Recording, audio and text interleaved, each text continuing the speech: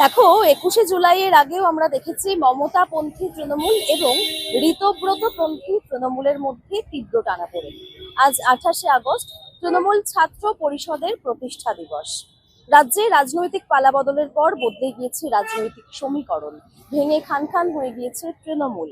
গতকাল ক্যামাক স্ট্রিটের ঘটনা আমরা দেখেছি এবং আজকের এই সভায় প্রধান বক্তা হিসেবে উপস্থিত থাকবেন তৃণমূল সুপ্রিমো মমতা বন্দ্যোপাধ্যায় এবং অভিষেক বন্দ্যোপাধ্যায়।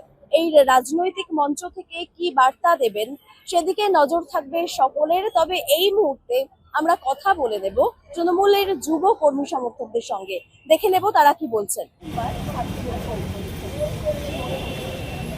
একই উদ্দীপনা, একই আবেগ, একই উচ্ছ্বাস এবং আজকে আপনারা এখানে তাদেরকেই দেখতে পাবেন যারা একটা ডাকে সাড়া দেয়নি। এদিকে এসো, এসো না, এই ডাকে যারা সাড়া দেয়নি, যারা আজকে চুরি করেনি, আজকে যারা দলকে ভালোবেসে থেকেছে, জয় বাংলা ধ্বনিতে আবেগে যারা দিনের পর দিন ভেসেছে, মমতা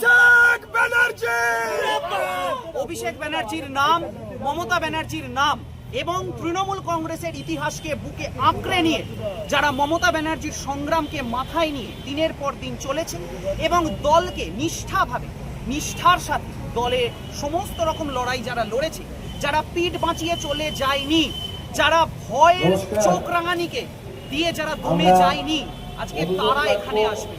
আজকে তাদের একমাত্র লক্ষ্য মমতা বন্দ্যোপাধ্যায় কি বলছেন সেই কথা শোনা। আপনাদের একটা কথা জানিয়ে রাখি, আজকে আপনারা দেখেছেন এই সময় যখন বিধানসভা নির্বাচন হয়েছে প্রায় 22,000 প্রায় 82,000-এর মতো অ্যাপিল করেছিল পশ্চিমবঙ্গ বিধানসভা থেকে। আজকে যখন ভোটটা হয়ে গেল তখনই 76,000 মানুষকে তারা ঢুকিয়ে নিল ভোটে। প্রায় 91% মানুষ আজকে আবার ভোটার লিস্টে ইনক্লুড হলো। এটার মানেটা কি? এটার মানে এটাই যে সাধারণ মানুষ এই ভোট দেয়নি। এই ম্যান্ডেট সাধারণ মানুষের ম্যান্ডেট নয়, এই ম্যান্ডেট জ্ঞানেশ কুমারের ম্যান্ডেট, এই ম্যান্ডেট টাকার ম্যান্ডেট, এই ম্যান্ডেট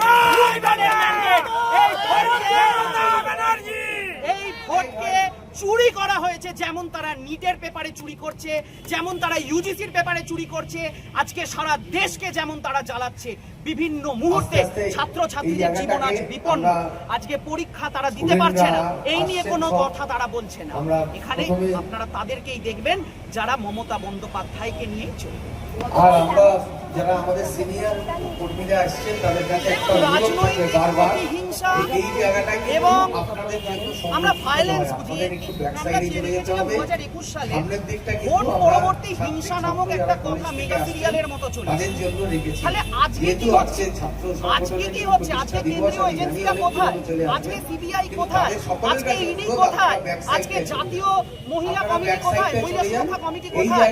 যখন তৃণমূল কংগ্রেসের মহিলাদের রাস্তায় ফেলে মারা হচ্ছে, যখন তাদের ধাক্কা দিয়ে রাস্তায় ফেলে দেওয়া হচ্ছে, তখন তারা কোথায়? আমরা জানি এজেন্সিরা কোনো রকম পক্ষপাতিত্ব করে তারা কাজ করেন না, তারা সকল মানুষের জন্য থাকেন। তাহলে আজকে তারা কোথায়?